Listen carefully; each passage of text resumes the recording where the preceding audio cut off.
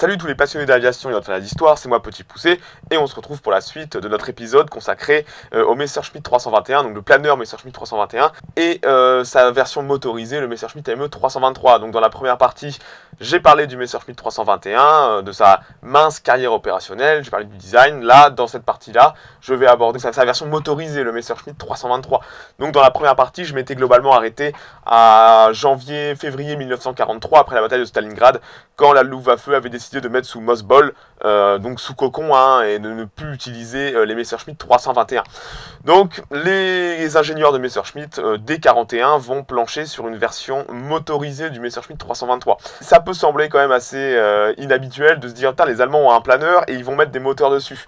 Alors, c'est pas la première fois. Par exemple, j'avais parlé du Gotha Go 242, ce planeur semi-lourd qui pouvait porter 23 personnels et aussi une Kogelwagen, ce Gotha Go 242 va lui aussi connaître une version motorisée. Donc je vous mets les photos pour que vous voyez un peu le planeur Gotha Go 242 et sa version motorisée, le Gotha Go 244, qui va être utilisé pendant toute la guerre et qui va être produit à quelques 200 exemplaires. Donc, le Gotha va être utilisé en tant que planeur et aussi sa version motorisée va être utilisée en Russie principalement pour faire du transport. Donc les ingénieurs de chez Messerschmitt vont faire la même chose que les mecs de chez Gotha et vont proposer au Reichsluftministerium, au RLM, ce projet de gros porteurs géants motorisés directement inspirés du Messerschmitt 321. Alors ce qu'il faut comprendre, c'est que le RLM est d'accord avec Messerschmitt et Gotha, mais à une condition, c'est-à-dire que les avions qui sont des avions de sous-main, c'est-à-dire que ce ne sont pas des avions que Berlin considère comme viables, donc ces avions ne devront pas utiliser de matériel stratégique et encore moins de moteurs qui, eux, sont prioritaires pour, par exemple, les BF-109, les Heinkel 111 et les Junker 88. Alors, les ingénieurs de chez Gotha et de chez Messerschmitt ont des solutions, puisque lors de la capture de la France, vu que la France a capitulé, on est en 41, les Allemands ont récupéré énormément de capacités industrielles, y compris des usines françaises.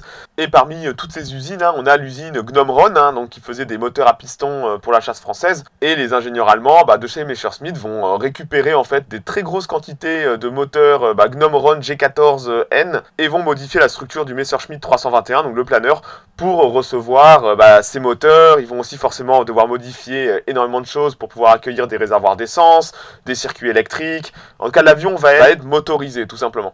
Alors la première version, le premier prototype, le Messerschmitt 323 V1, qui va voler à la fin de 1941, lui ne va être équipé que de 4 moteurs, donc 2 sur chaque aile. Et les ingénieurs de Messerschmitt vont se rendre compte que l'avion n'arrive même pas à décoller juste avec 4 moteurs. Donc ils vont faire un nouveau prototype, le Messerschmitt 323 V2, qui lui va être équipé de 6 moteurs. Et cette fois, avec ces 6 moteurs, l'avion va être capable de décoller. Et si en plus on lui met des roquettes Jato au cul, l'avion décolle très bien et peut faire son boulot sans assistance d'autres avions. Alors Berlin et le Reichsluftministerium vont être très intéressés par le design de Messerschmitt, surtout que l'avion justement n'empiète pas sur les ressources stratégiques de la Luftwaffe au niveau moteur. Donc Berlin va passer commande d'une bonne série d'avions et Messerschmitt va commencer à produire des Messerschmitt 323 neufs et aussi va commencer à convertir des Messerschmitt 321 en Messerschmitt 323. Alors forcément, l'avion a été quand même bien modifié. Oui, c'est la structure d'un Messerschmitt 321, mais on va parler un peu des modifications qui ont été apportées au Messerschmitt 321 pour être converti en Messerschmitt 323. Donc déjà, comme je l'ai déjà dit, il a fallu modifier toute la structure de l'aile pour pouvoir accueillir 6 moteurs. Il a fallu renforcer aussi le fuselage, parce que vous pouvez bien imaginer que quand vous mettez 6 moteurs sur un avion, vous allez avoir des contraintes au niveau de la structure. Donc il faut renforcer les structures. Il a fallu renforcer les ailes pour pouvoir accueillir des réservoirs d'essence supplémentaires. Rappelez-vous que le Messerschmitt 321 décollait avec un train d'atterrissage largable et atterrissait sur des patins. Donc sur le 323, les ingénieurs de Messerschmitt ont installé un incroyable design de train 1000 pattes. Donc de train d'atterrissage 1000 pattes qui permet au 323 de se poser sur des terrains extrêmement difficiles malgré son poids. Comme vous pouvez le voir, il y a 8 roues sur le train d'atterrissage du 323, ce qui fait que s'il perd une roue ou si un pneu est crevé, l'avion va quand même pouvoir se poser et décoller. Donc ça c'est vraiment, là les ingénieurs de Messerschmitt ont vraiment pondu quelque chose d'extrêmement novateur. Il y a un autre avion qui s'appelle l'Arado 232 qui lui aussi a un train d'atterrissage je crois à 12 roues. Je vous mets une photo de l'Arado 232, je ferai peut-être un épisode dessus mais il n'y a pas eu beaucoup d'exemplaires. Alors le Messerschmitt 323 dans son rôle de transporteur garde toutes les qualités du Messerschmitt 321. Donc là vous voyez sur les vidéos, il y a tout son nez qui s'ouvre, ça permet de mettre globalement tout et n'importe quoi dedans. Vous pouvez mettre un LEF 18, vous pouvez mettre un canon de 88 avec tous ses servants, vous pouvez transporter 130 mecs, une compagnie entière de soldats équipés, vous pouvez le transformer en avion hôpital. Vraiment, cet avion, c'est le gros porteur de rêve. Alors l'armement défensif consistait en 5 MG, mais il y a eu plusieurs versions où les armements défensifs ont été renforcés à cause des pertes qu'il va subir en Méditerranée. Dans le cahier des charges de base, l'armement défensif consistait en 5 MG. Alors à la fin de 1942, pendant que les premiers Messerschmitt 323 de série sortent d'usine et commencent à équiper des Staffel de transport, l'Africa Corps de Rommel pousse très dur en Tunisie, en Libye, en direction de l'Égypte. Et les convois italiens, à cause entre autres des pertes qu'ils subissent à cause de Malte, ont extrêmement du mal à ravitailler les points de blindés des chars de Rommel. Les Messerschmitt 323 vont être mis à la tâche et vont commencer à se poser en Afrique pour ravitailler les points de blindés allemandes. Et c'est là que dans ce rôle, il va exceller parce que tout simplement, avec son train d'atterrissage qui est extrêmement pratique, il peut se poser globalement n'importe où. C'est vraiment une magnifique machine. Maintenant, le revers de la médaille, vous pouvez vous en douter, c'est que le Messerschmitt 323, quand il est chargé, c'est un putain d'autobus. C'est-à-dire que le truc, il vole juste en ligne droite, il ne peut pas faire de manœuvre, d'esquive, de quoi que ce soit. C'est vraiment un éléphant dans un magasin de porcelaine, quoi. Et le problème, c'est que les Allemands n'ont pas la supériorité aérienne permanente et que même s'ils fournissent des escortes à leur convoi de Messerschmitt 323, il va y avoir des catastrophes dans le sens où les Anglais sont très bien renseignés via les craquages des codes allemands et connaissent les heures d'arrivée de certains convois aériens allemands, surtout y compris les convois d'essence.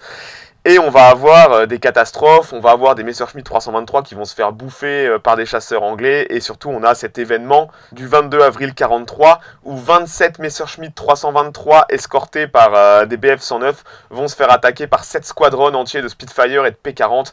Et on a 22 Messerschmitt 323 chargés. C'était en partance de la Sicile et ça allait en Afrique. 22 Messerschmitt 323 vont être abattus. C'est une véritable catastrophe parce que c'était chargé en troupes, c'était chargé en essence et personne ne va survivre.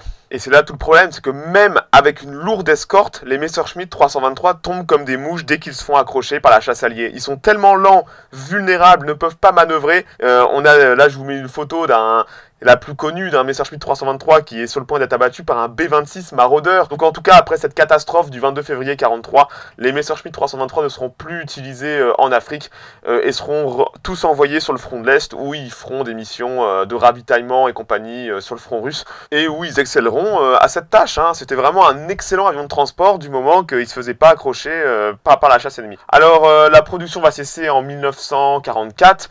Il y aura quand même 200 exemplaires qui auront été construits ou transformés à partir de Messerschmitt 321 et peu à peu ils vont être cloués au sol à cause de l'essence tout simplement. Avec la pénurie d'essence, c'est les escadrilles de chasse qui sont prioritaires et les escadrilles de transport et le 323 comme vous pouvez vous en douter est extrêmement gourmand en essence.